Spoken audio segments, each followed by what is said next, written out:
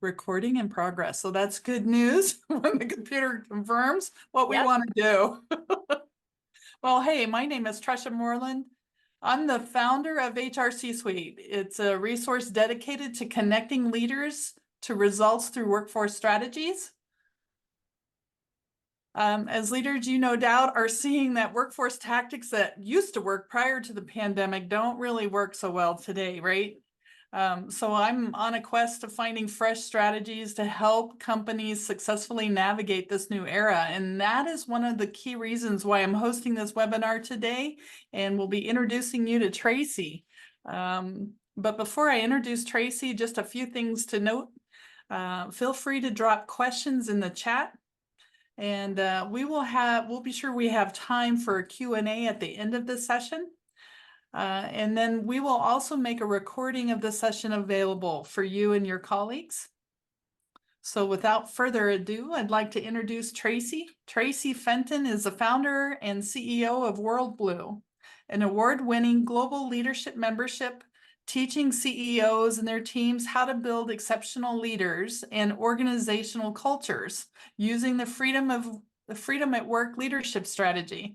She is also a globally recognized keynote speaker, transformational coach to CEOs, and author of Freedom at Work, the leadership strategy for transforming your life and your organization and our world. And I'll have to tell you, I really like this book.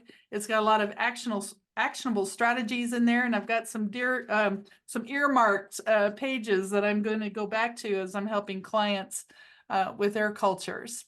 So with that, I'm turning it over to Traci. Well, thanks so much, Trisha, and it's wonderful to be with each and every one of you. I appreciate you taking time out of your busy schedules to be with us today to talk about Freedom Unleashed, building a thriving workplace culture. I'm going to talk for about 20 to 30 minutes and then open it up to Q&A, and I hope to give you some practical ideas and tips for how to unleash your culture to the next level. So first of all, who am I? Who is WorldBlu? Well, I founded WorldBlu 27 years ago, if you can believe it. I've been at this for 27 years, which has just been incredible. And my journey began when I was in elementary school, if you can believe it. I was one of those weird kids that would, when everyone was out on the playground playing kickball or dodgeball or tetherball, like we did back in the day in Iowa where I grew up, I would take one-on-one appointments by the back fence, counseling my fellow 9 and 10-year-olds on how to live their fullest potential. So I was all about how do we help people realize their fullest potential to be the best they can be from a very young age. And I took that forward with me into college. And when I was in college, when I was in my last year of college, I was asked by our college president, my college president, to be the director of our student affairs conference. And this was a very big deal in my tiny liberal arts college, and we all took it very seriously. And so I said to my student team, what do we think we should do this conference on? And thinking about my childhood and all the way to adulthood, how I believed in creating environments that release people's full potential, I said, well, let's do something that's very forward thinking and consciousness raising and really going to bring out the best in people. And again, it's a public affairs event, so it's, a public affairs type of theme. And after a few months of research and brainstorming, they came back to me and they said, Traci, we think we should do the conference on, drum roll, democracy. And I said, democracy? And my 21-year-old mind was that democracy meant voting and old white guys in politics in Washington, D.C. That was my concept of what democracy was at the time. And I did not see right away how democracy, which I thought was just a political concept, had to do at all with unleashing people's full potential. But as they started to talk with me, I started to realize that actually we're talking about a democratic style of leadership, and how a democratic style of leadership can be applied to every area of our lives, from our businesses to how we run our teams, to the way we run our schools, and of course, countries and whatnot. So I really saw that the way that we get to freedom, how we realize our fullest potential, is in an environment of freedom.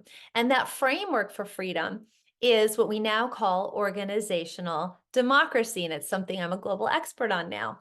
But that all came from my love and my commitment and dedication to how do we create environments that bring out the best in people. That can't just happen. There has to be a strategy for how to get there. And since then, over the last 27 years, I've had the great privilege of working with companies all over the world. Some of the very top brands have brought me and my team in and have become members of WorldBlu. Companies ranging from WD-40 to Zappos, Pandora, Meetup, DaVita, HCL Technologies, Podio, Achievers, Glassdoor, Equal Exchange, GE Aviation are all companies that recognize that they want to bring out the fullest potential in their people. And the way to do that is with a method called Freedom at Work, which I'll teach you in just a moment. So all of these companies that I've mentioned have gone on to become WorldBlu certified freedom-centered companies. This is not a pay-to-play thing. It's something that companies complete. It's our scorecard. It's very rigorous, where we actually get the voice of our people, their people, to tell us, yes, this is how we work. We work in a freedom-centered and democratic way. And we've been very privileged to earn a lot of recognition for the work that we do, including the Thinkers 50 Radar Award, which some of you may know about. We've been recognized in Inc. magazine as I've been recognized as one of the top 50 leadership thinkers in the US. I've been recognized as a top 100 coach, Marshall Goldsmith coach, and so on and so forth. So we've received some great awards, and it's been just so much fun to do this work. So at the core of what we believe, if you were to sort of distill it down to one thing, is that traditional way of leading, a hierarchical, fear-based, command and control way of leading. I think we all know, those of us on this call all know, this is not the most effective way to lead or to organize your team or company.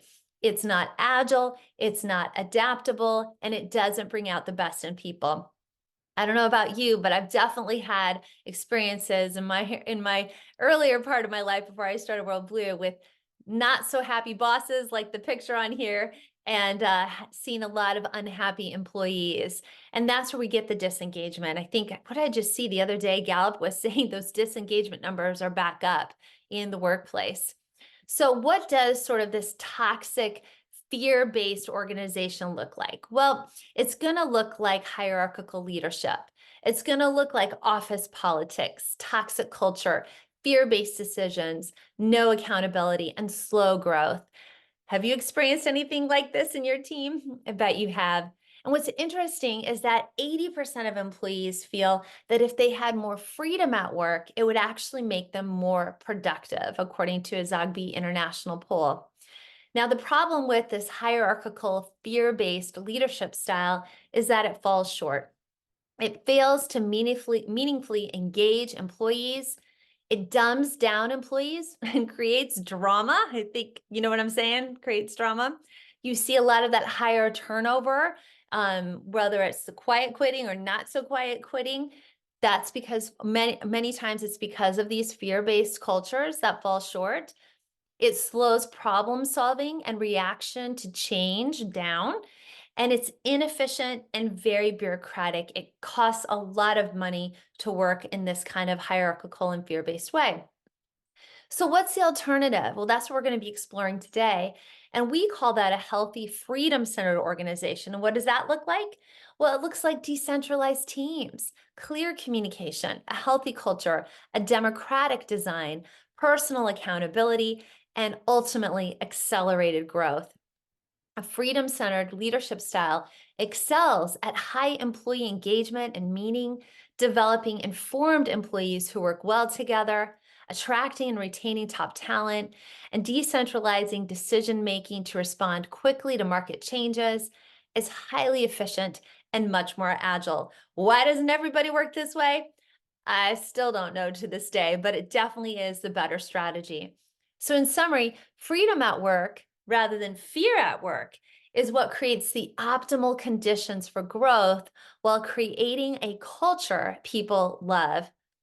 And what about the bottom line impact? Is what I'm talking about just sort of a nice idea? Does freedom mean a free for all? No, it doesn't. Freedom actually has to come with personal accountability. And it's not just some kumbaya idea. we had independent research done on our clients that use freedom at work, like we teach, and they found that overall, companies that operate using freedom at work average 700% greater revenue growth over a 3-year period compared to the S&P 500. It's a huge result. And we also had research done on how resilient are organizations that work this way. And during the last Great Recession, we actually looked at one of the worst times in American history, at least in terms of economically. And what we found is that companies that operate using freedom at work were 95% more resilient than your average company during very hard economic times. Let me give you an example of a great company that works this way is WD-40. I think we all know that little blue can that we use I just used it the other day on my bike to go for a bike ride. WD-40 says, Gary Ridge, their now former CEO, says our sales quadrupled and our market cap increased from $250 million to over $2 billion by being a part of WorldBlu and practicing freedom at work. So, as Trisha mentioned, I do have a new book out. It's called Freedom at Work, where I talk about 50 of the companies that we've worked with. We've worked with hundreds and hundreds in over 100 countries now worldwide. And in the book, I also give you 100 best practices, which I'm going to talk more about in a moment. But I give you 100 best practices, beginner, intermediate, and advanced level practices for how to democratize your workplace and give power to your people. And for those of you who like audiobooks, I also actually recorded the book. Fun fact, I had to audition to read my own book. But I passed the audition and now I got to read the book. So if you like Audible, you might enjoy checking out the book. So how do you do what we're talking about here? I've given you kind of the big picture brushstrokes. How do we actually practice freedom and democracy in the workplace? Well, what I want to get into today is that there's really 3 steps to building a thriving culture with freedom at work. Step 1 is to understand that you can shift from organizational hierarchy to organizational democracy without losing control. People often get afraid, oh my gosh, like that sounds great. Is it hard? Does it cost me more money? Do the inmates start to run the asylum? No, they don't start to run the asylum. Step number 2 is you can successfully transform your team from broken to a breakthrough, even if you feel like you have no idea where to start. And we're going to talk about that more. And step 3, you can bring your team along with you, even if they think this will never work. And we'll show you how.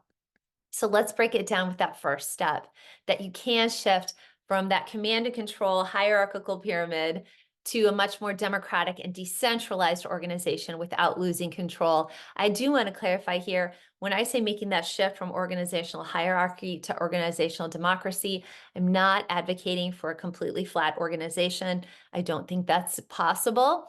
But what we have found is there are ways to eliminate unnecessary hierarchy to create a much more efficient and engaged workplace. And that's what we're interested in talking about here.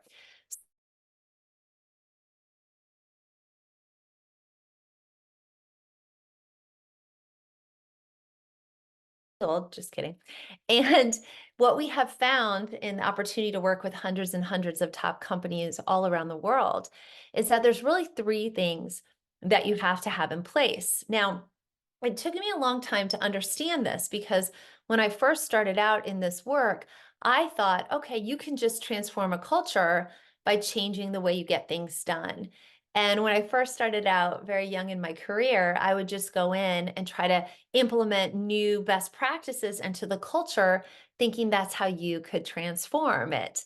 And I'm sure those of you on this call or listening to the replay are much smarter than I was at the time to know actually it doesn't work that way.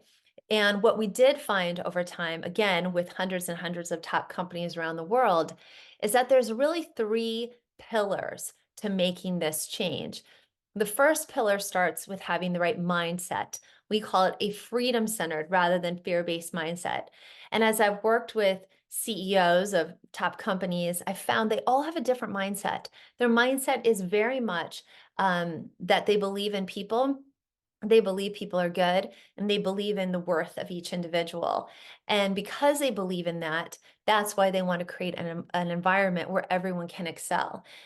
People often ask me, is there an environment where this doesn't work when I'm teaching you? Is there a place where it doesn't work? Yeah, it doesn't work if your leaders don't believe in the worth of every person.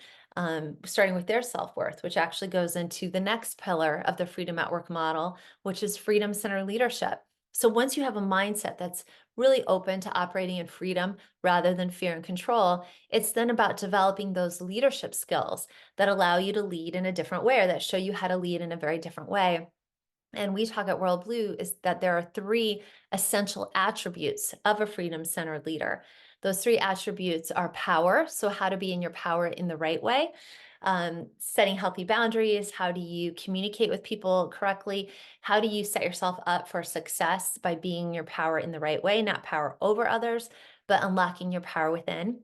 The second thing is Ubuntu. This is a word I learned when I went to South Africa about 20 years ago now.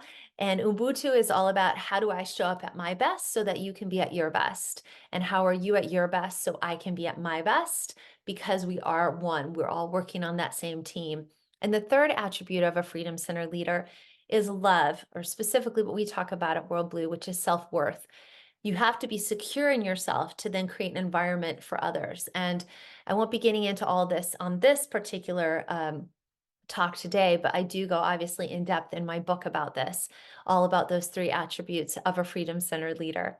And then once you have those right leadership skills down, the third piece is freedom-centered design. So how do you design the right systems and processes for your company based on the principles of organizational democracy?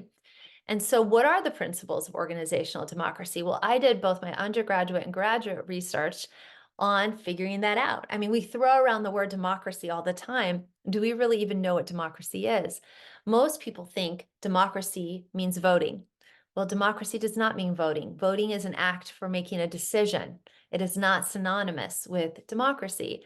Democracy comes from the words demos and kraton, meaning the people rule. So how do we create the conditions in the system that allows people to self-govern?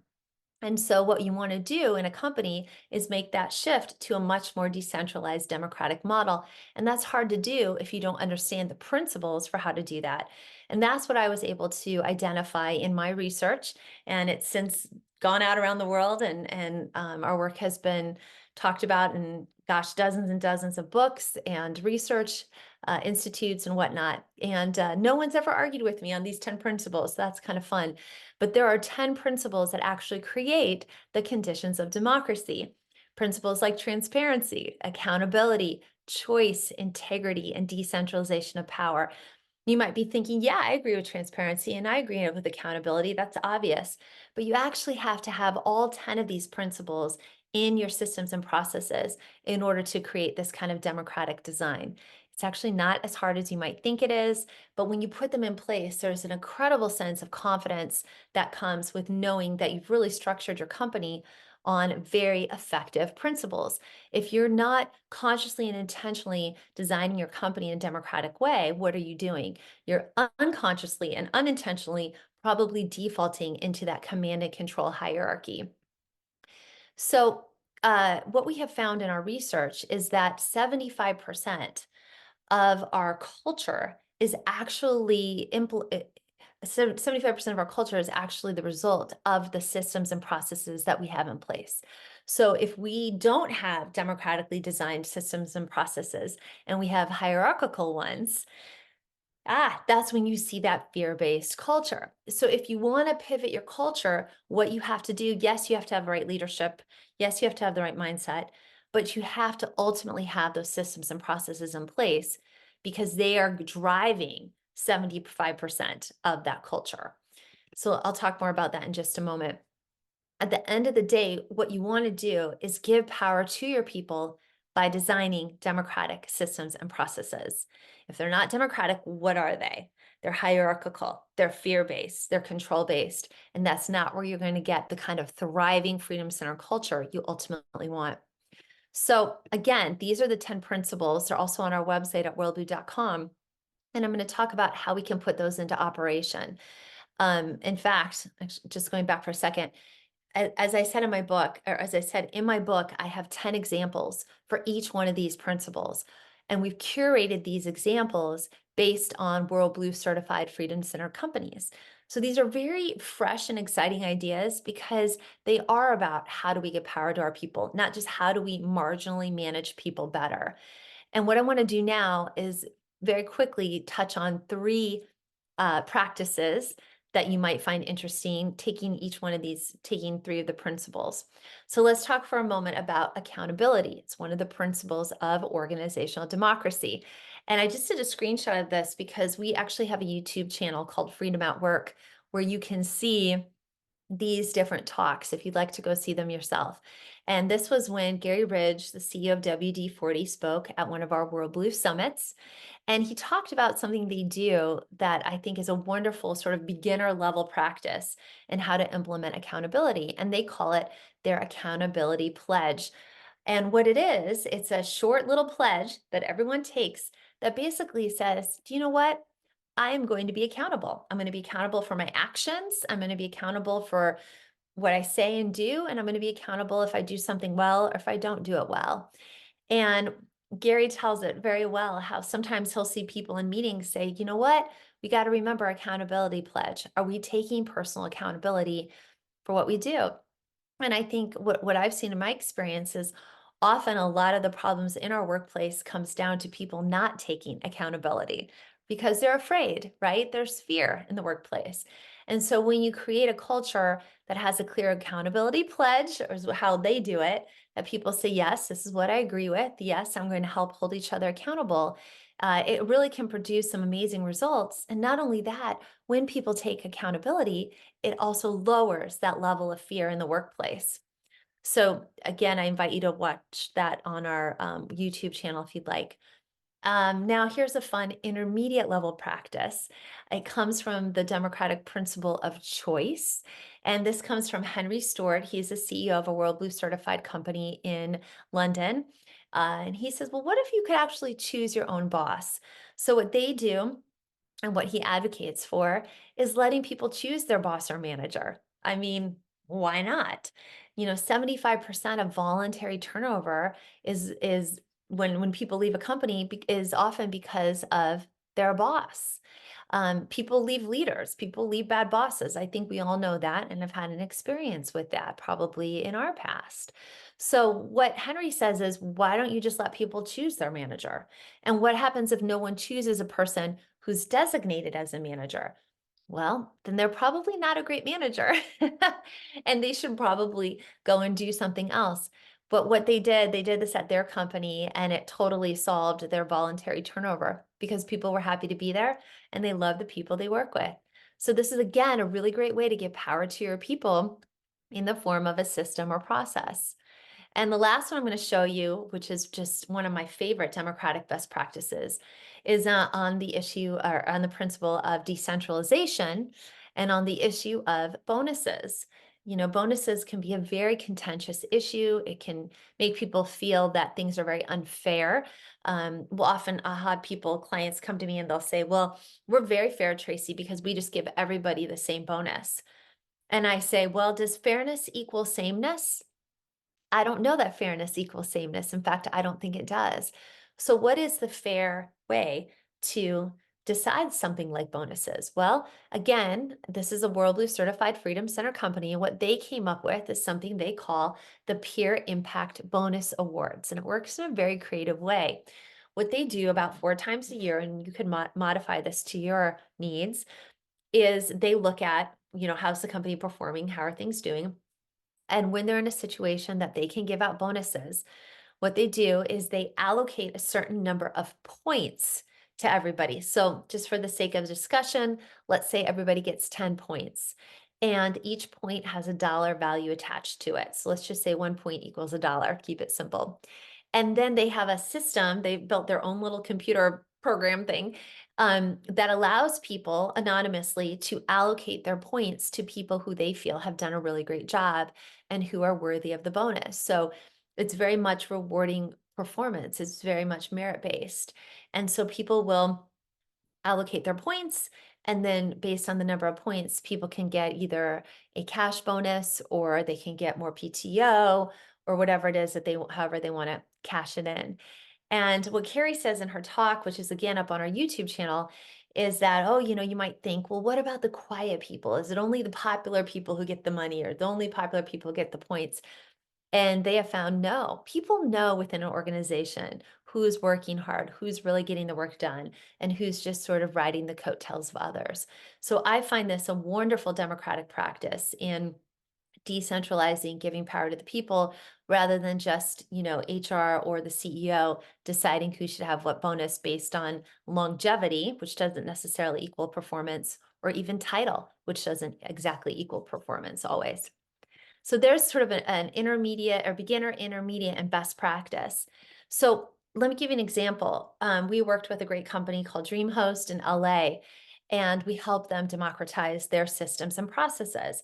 They then took those systems and processes and implemented them in their brand new startup company because they'd already figured them out democratically. And by doing that, they were able to scale from 0 to $175 million sale in just 24 months as a Freedom Center company. Excuse me while I take a sip of water. So that's the power of having the right democratic systems and processes in place. When you do that, that's where you get that agility and you can really grow. All right, step 2, you can successfully transform your team from broken to a breakthrough, even if you feel like you have no idea where to start. So you may be listening to this and thinking, Traci, I love it, or I agree, or I think this is great. How do I start? Where do I start? Well, here's where you start. The real problem we're really coming up against, where we see hierarchy and all this, the real problem is actually fear. The issue behind almost every leadership culture and organizational design problem in our teams is fear, okay? And I'm afraid right now that I need to take another drink of water. I can feel a tickle in my throat while I'm talking. All right, so we might think fear, what are you talking about? Like, I'm not afraid, I'm just going about my day, everything is fine. Well, you may not know this, but according to brain research, the average person thinks 60,000 thoughts a day. Okay, 60,000 thoughts. 90%, 95% are the same thoughts that we had the day before. And 80% of those thoughts are negative and fear-based.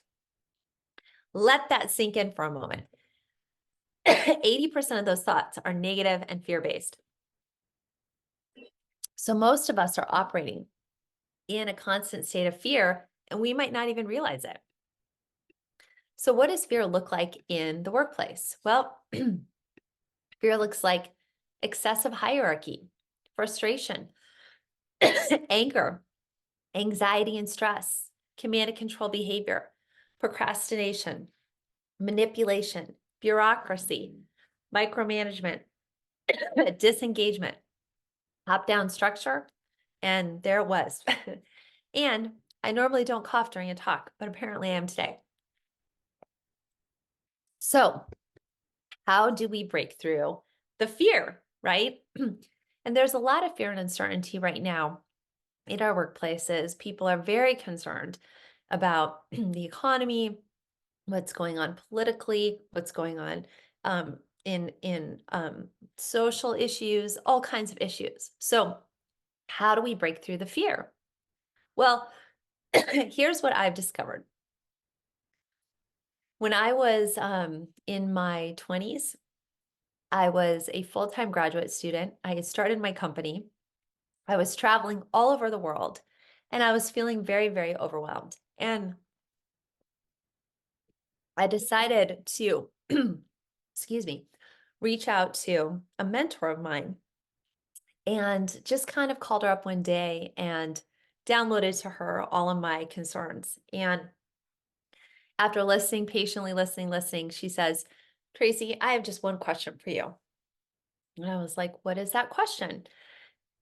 And she says, my question for you is this. What would you do if you weren't afraid? I was like, what? What would you do if you weren't afraid? And I said, oh my gosh, I know exactly what I would do. I would do this and I would do that. And, I just instantly knew like what I would do if I weren't afraid. And I went on to then take that question, what would you do if you weren't afraid?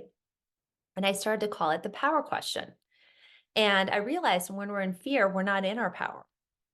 But when we're not afraid, we are in our power.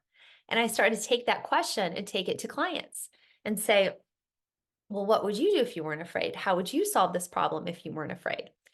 And eventually, I created something called the power question practice. And again, I do talk about this in my book. But the power question practice has 5 questions. And so what you want to do, and I'm just going to only touch on this briefly, is you want to think through a challenge that you're facing. And you want to ask yourself that first question. What exactly are you afraid of? Okay. Why are you afraid? What would you do if you weren't afraid? How would you feel without the fear? And why is it okay to let the fear go? These 5 questions are incredible to ask yourself individually, but also a team if you're working through a challenge. And I want to tell you a story about another WorldBlu company who the CEO did just that. This is a company called HCL Technologies, and they're based in outside of Delhi, India. They are a multinational, publicly traded, very, very large company, 120 employees. And their CEO had a really big problem because they were experiencing an economic downturn as well in India. And he realized that they had to find a way to save $100 million or they would have to let people go. And what he did was he asked himself, okay, what am I afraid of? I'm afraid I'm going to have to let people go. Why am I afraid? I'm afraid because of the economic conditions going on. What would I do if I weren't afraid? Here was the light bulb moment. He realized that if he weren't afraid, he would actually go and open up to his employees and tell them, we have got to find a way to basically save $100 million or we're going to have to let people go. And so that's exactly what he did. He went to his employees and said, we got to find a way to save $100 million or we're going to have to let people go. And they opened up an internal blog and invited people to submit ideas and suggestions on what they could do to save money. They got in hundreds of ideas. They acted on 76 of those ideas. And they didn't just save $100 million, they saved $260 million and no one was laid off. You know, that's the power of acting from freedom rather than fear. And what I'm thinking of is, why can't I get rid of this cough? That's tickle in my throat. I apologize. Good thing I had the water by me. Okay. So now let's go into that third step or that third secret for how you can make this work. So the secret 3 is you can bring your team along with you, even if they think it will never work. So how do you do that? Well, you have to understand there is a process that makes this bulletproof. And this is what we again have seen in our 27 years of doing this work. We call it the Freedom at Work Success Path. And really, it's just these 3 simple steps that help you progress through all of that. Number 1, you really have to understand what the benchmark is for where your company is in this process. So you need to assess your company. Second of all, you need to train your leaders to have the right mindset and democratic leadership skills. And third of all, you have to design those systems and processes, like I was talking about, on democratic principles. So for example, step 1, assess your company. We have a tool called the Freedom at Work Scorecard. As far as I know, it's the only tool in the world that actually measures the level of freedom and democracy within your company. So we do that. Step 2, in terms of developing great leaders, we have our Lead with Freedom program that allows us to teach leaders how to have the leadership skills of a democratic, freedom-centered leader. And step 3, we have our Grow with Freedom program that teaches leaders how to develop democratic systems and processes, like I was talking about earlier. Now, what we found is if you skip any of these steps or start at the wrong point, like I did early in my career, you will not succeed at this. Let me give you an example. Maybe you've heard of DaVita. They're a Fortune 500 company in Denver, Colorado. They're a WorldBlu certified Freedom Center company. Now, they're absolutely thriving, incredible, incredible organization. We've been working with them since 2008, but they didn't always used to be this way. In fact, they used to have a horrible name. They used to be called Total Renal Care. Oh my gosh, such a bad name. And they were back in the late 90s, early 2000s. They were under investigation by the SEC. They were on the edge of bankruptcy. They had very low employee morale, and things were not going very well for them. And they brought in a new CEO named Kent Theory, KT. And KT said, you know what? We're not going to think of ourselves as a company anymore. We're going to think of ourselves as a community, a democratic community first, and a company second. And instead of taking a slash and burn mentality to turn around the company, he said, no, we're going to give power to our people to turn this company around. So he started to do things that gave power to his people, starting with voting on a new name, which they voted for DaVita, which means in Latin, giving life, and changed their name from Total Renal Care. But he really gave power to his people. They decentralized so many things from that main office. They decentralized it out. They invited people to have democratic leadership training skills. They opened up communication. They did town hall meetings. They opened up so many things to give power to their people. And KT called himself a mayor rather than a CEO. And you can see in this picture here, there's all these Post-it notes behind him. I've been to their offices in Denver numerous times. And all of those Post-it notes are actually notes that employees have left for KT on the glass doors of his office, just thanking him for being such a wonderful mayor of the village, DaVita. They even did something I absolutely love, creating a bridge that people could walk across when they're ready to make that transition from operating in a command and control, fear-based, hierarchical way into a much more decentralized, democratic, and freedom-centered way. And everyone can just, on their own time, when they're ready, cross this bridge. They bring it to their big village-wide conferences, and people can ceremoniously walk across the bridge. I've had the opportunity to walk across the bridge myself. I actually found it quite emotional to do that, to really say, I'm making that change and that transition, that's what they say, into being a true democratic citizen of this company. So as a result of DaVita working this way, as you can imagine, they've totally turned around. They've been a WorldBlu certified Freedom Center company since 2008. And now, instead of being on the edge of bankruptcy, they are a $15 billion company with 52,000 employees, multinational, publicly traded, highly respected company. Okay, so again, let's summarize, and I want to get to your questions in just a few more moments here. 3 steps to accelerating growth for freedom at work that we have gone through. Step 1, you can shift from organizational hierarchy to organizational democracy without losing control with the 3-step freedom at work strategy, mindset, leadership, and organizational design. You can successfully, step 2, you can successfully transform your team from broken to a breakthrough, even if you feel like you have no idea where to start, by addressing fear with the power question practice. And step 3, you can bring your team along with you and make the process bulletproof if you use the Freedom at Work success path, which we just talked about.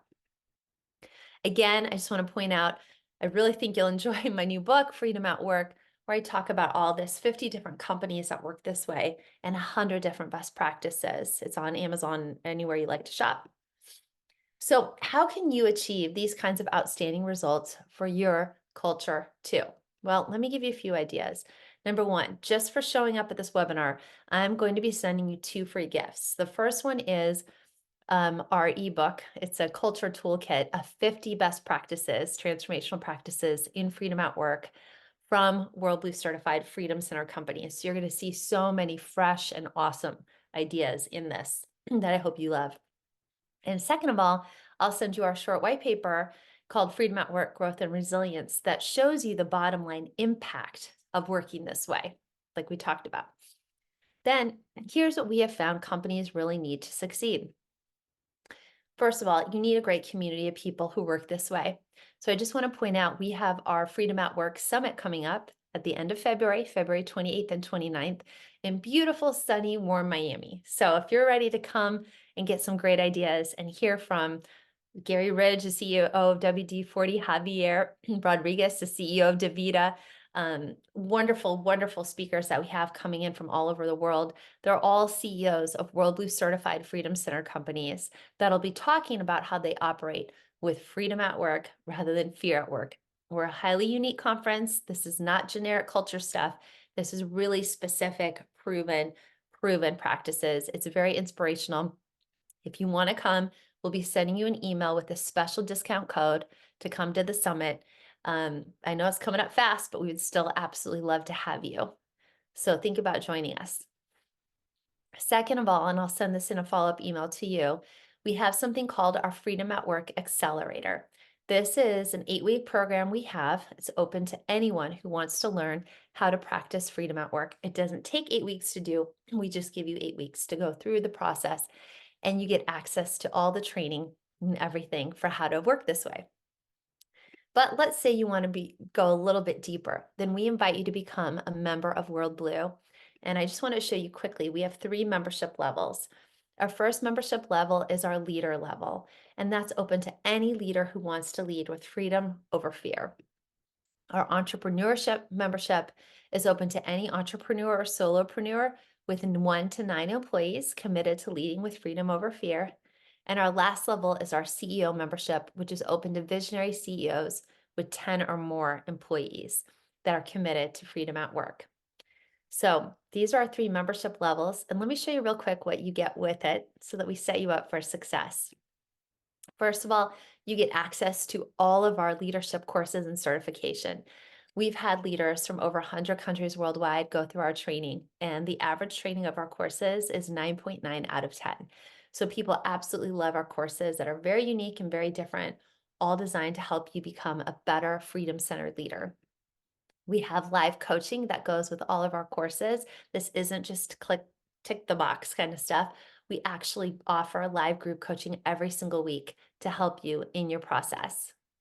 We have an exclusive global network all over the world of freedom-centered leaders who work this way. We, again, like I mentioned, have energizing live events. And our entrepreneur and CEO members will also get access to our Freedom at Work scorecard, which I mentioned earlier, that allow you to assess the level of freedom and democracy in your team. They're also going to get access to our Lead with Freedom program. This makes our leadership training available to your team. And last, our Grow with Freedom program. This is our very unique, very specialized program. There's nothing like it on the market that I'm aware of that teaches you how to implement democratic systems and processes and gives you access to the best of the best practices that are out there. Last, you also get access to our masterminds. That's where our entrepreneur and CEO members get to be in masterminds with other entrepreneurs and CEOs who are working this way. And if when you take the scorecard and depending on your scores, you can also get certified as a freedom-centered workplace, just like the ones I've been talking about today, WD-40, DaVita, HCL, but also smaller brands too. So Gary Turner, he became a leader member with us. He says WorldBlu membership is nothing short of life-changing. It is for anyone who wants to move away from fear-based command and control leadership to positive high-growth leadership. And Kara Conley, who's the vice president, she says, without a doubt, I'm now a better leader because of my WorldBlu membership. I'm not only a better leader at work, I'm a better friend, spouse, and parent as a result. What have we seen for companies that we work with? Well, Nearsoft and Cora, they grew 12x with freedom at work as a WorldBlu member. And Boost, which is a great company down in New Zealand, in just 1 year, we grew over 64% from 1.4 million to over 2.3 million. And our turnover dropped from 40% down to just 20% because of membership in WorldBlu. So these are the kinds of results that we get. Obviously, you can see it all here, what's included with your membership. You might be wondering, how much is it? Well, you can see what it's worth. It's worth anywhere from $130,000 to $230,000. And a leader member for us is only about $40 a month. Our entrepreneur membership is about $250 a month, and our CEO membership is $416 a month. We'll send this to you, but you can see all of it on our website at worldblu.com. There's 3 little buttons you can click: CEO member, entrepreneur member, and leader member, to get access to learn more about our membership. So thanks so much for letting me talk with you about freedom and how to make a culture that thrives on freedom, and for making it through my coughing ordeal. Trisha, over to you. Thank you so much, Tracy. This was very fascinating. I just want to remind the group, if you have questions, feel free to drop them in the chat. In the meantime, I've got a few questions for you, Tracy, but Yeah, happy to give you a break to get, water in, or I'd offer you a cough that's drop, good. but I know. that virtual relationship here doesn't work that way, I guess. Try as it may. Hey, so how do organizations go about establishing a freedom type of culture? I mean, how do they start? I mean, how do they, Yeah, yeah, yeah. Well, as I talked about, really what we found is those 3 pillars. You have to first have the right mindset, and say, all right, we want to operate in this way. And then it's really getting the training and the right leadership skills and the systems and processes. And so when companies become a member of WorldBlu, in our Grow with Freedom program, we actually teach them what are the right systems and processes you need to have in place, beginner, intermediate, and advanced, that get them going. Yeah. gotcha. Yeah. So, some organizations may have adopted many different culture change initiatives along the way. I've worked in healthcare, and there's been lots of them, and I've heard phrases, flavor of the month, etc. Yeah. But now that we're in a post-pandemic era and a new world of work, organizations must still adopt good practices, because what worked before didn't. So what advice would you have for leaders that need to overcome kind of the culture change weariness of the past? Yeah. Well, what I've seen in my experience is a lot of times it is a flavor of the month because it's just about a new perk or a new best practice, and it's not strategic. And so what we do with our company is once you implement the systems and processes, it's not, oh, the perk, let's give everybody, free lunch and a foosball table and bring your dog to work. I mean, we don't talk about anything like that. It's not about perks, but it's about strategically designing systems and processes that fundamentally change your culture. And when you do that, everything just aligns. You don't, you hear so much about we need to engage our employees. Well, the way you engage them is through a democratic system. It's not just having a suggestion box. Yeah. So this is, I think it's very smart, it's savvy, it's sustainable, it's resilient. And that's why we get the kind of bottom line results we do. And we've never, ever, ever in 27 years had a client say this is a flavor of the month approach, because it's not. It's strategic. Yeah. Nope. And from what I'm reading in the book, I agree. I mean, in 30 years of experience, I've seen lots of those flavor of the month, but I'd have to say for sure what I'm seeing here is No. not that at all. So, but overcoming the past, sometimes it's hard Yeah, for sure. We've organizations all that been still there. have long Yeah. histories, right? Or long memories. So, Scared, scarred. We call it scared, scarred. yeah, that's You're for sure. scared, you're scarred. I've been there. I've done that. And then, Yeah, when you think that yeah. way, then you just write off new ideas without really trying them. So yeah. Gotcha. So, what advice would you have for leaders who might be on this call and they need to convince a higher up, or just talk to other executive leaders on the reason for change, the why? What advice would you have for them? I mean, if you feel like everything is great, then don't listen to me. Just keep doing what you're doing. But if you can see that there's some problem and friction points, then obviously you need to find answers. And we have just found that we have so many comprehensive answers. If people want to just kick the tires, I really would say come to the summit or do our accelerator. Our accelerator is only $397, I think it is, to do. And that gives you a really great way to understand, what we're talking about, and to see, we give you ideas and tips that you immediately can apply. So I think just, you just have to try.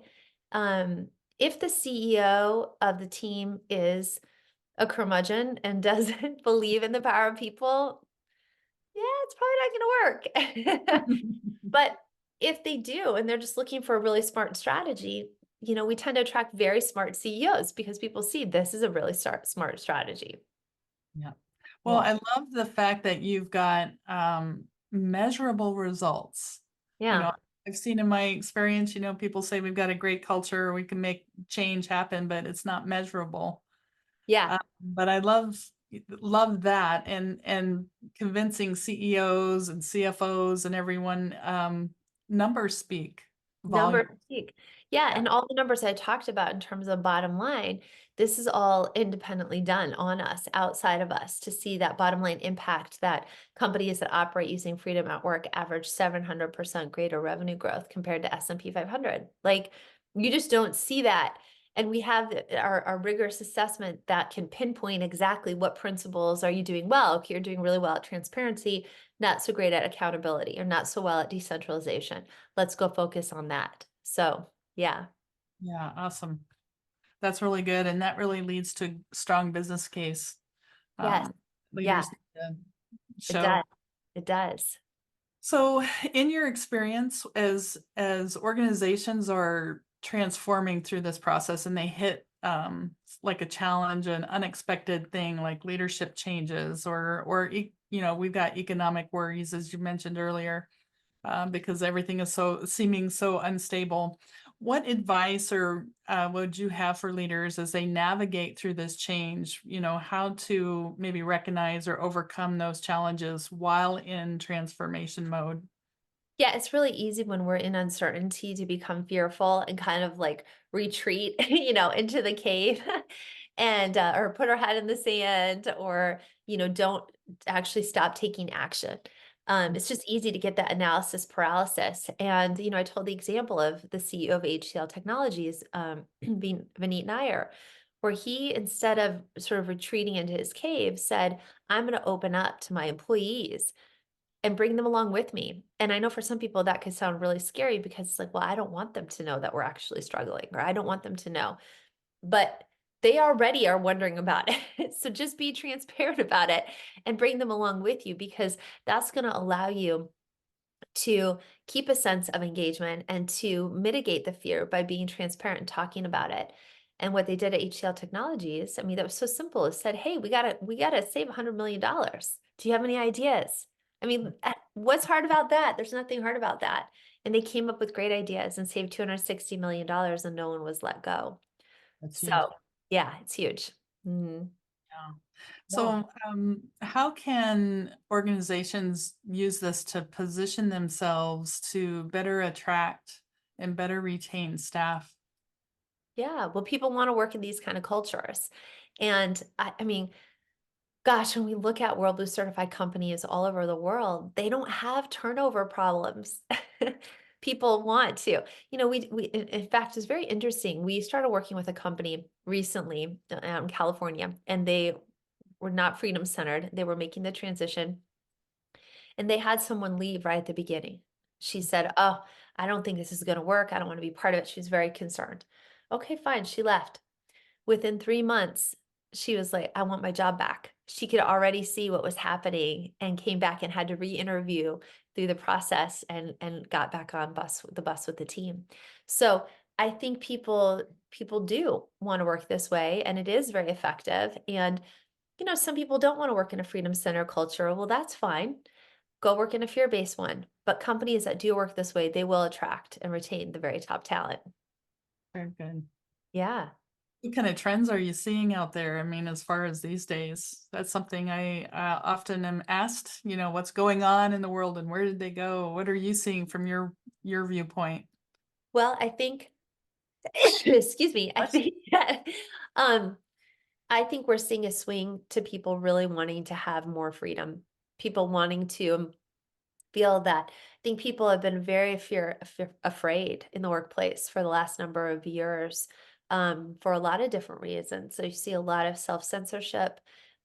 You see people disengaging. You see obviously all the hot button issues in the workplace. But I think people, at the end of the day, they want to have freedom. They want to have freedom of expression, and they want to feel treated as human beings. They want to be valued. As AI comes in more and more, people still want a people-centric approach, and they want to feel valued as human beings. And this is, I think, the millennial, it's a never-ending argument, that people want to be treated as human beings with fairness, dignity, and respect. And that never really changes. So I think more and more people want that. Um, and more and more employers are very interested in focusing on getting the job done, getting the job done well, and valuing, ultimately valuing people. Yeah. So what's next? What's the future of freedom of work? Well, we're just continuing to grow our membership all over the world, and very exciting time with our summit coming up in just a couple weeks here. And we've got CEOs coming in from, gosh, Argentina, Turkey, Hungary, UK, Mexico, Australia. So I'm really just looking forward to that, and continuing to spread the message of freedom at work. Very good. So how do people reach out to you if they have more questions later on, or if they want to Absolutely. talk Yeah, you more? can definitely reach me on LinkedIn if you want. You can reach me at worldblu.com, worldblu, BLU.com. I say pick up the book. Again, I did the audio recording of the book, so you can listen on Audible. People love the book, absolutely love it, which I'm thrilled to hear because it's 20 some years of research and work. And I wrote it in a way to be very accessible. You can just open it up and you instantly get ideas. And of course, we'd love to have people become a member of WorldBlu if they align with this and they believe in this and they want to be around other leaders who work this way. We really recommend you become a member of WorldBlu, worldblu.com. Hey, we've got a great question that just got arrived in the chat. Are you able to briefly comment on how geographical location and cultural differences influence the success of this? That's an excellent question. Thank you. Great question. Well, so we've worked with leaders literally in 100 countries worldwide. And what we work with, again, the 10 principles of organizational democracy. So these are principles just like the principles of aerodynamics or the principles of math. The principles of math are the same in the US as they are in India. But maybe this isn't a perfect example, but what we have found with organizational democracy is you take that principle that's inviolate and unchanging, such as transparency, but then you put it into practice in a way that makes sense for the culture. So, transparency in a culture of a company in the US might look different than in a company such as in India, but transparency may also look different in a company of 5 people versus a company of 50 people. So what we do is we work with companies and help them take that principle and adapt it to their culture and their cultural needs. But it works universally because freedom is universal. Yeah, Very good. Thank you. great question. Any other questions coming in? No, I don't have any more at the moment. And it looks like we're right at the top of the hour. Love One it. to go. So Wonderful. Well, it's been such a joy and privilege to be with all of you. Really appreciate it. And please feel free to reach out. And if you have any other questions, you can reach out to me through our website or through LinkedIn. great. Thank you so much. I appreciate everybody coming today. And you have a great day and a great rest of the week. Thanks so much. Bye-bye. Bye-bye.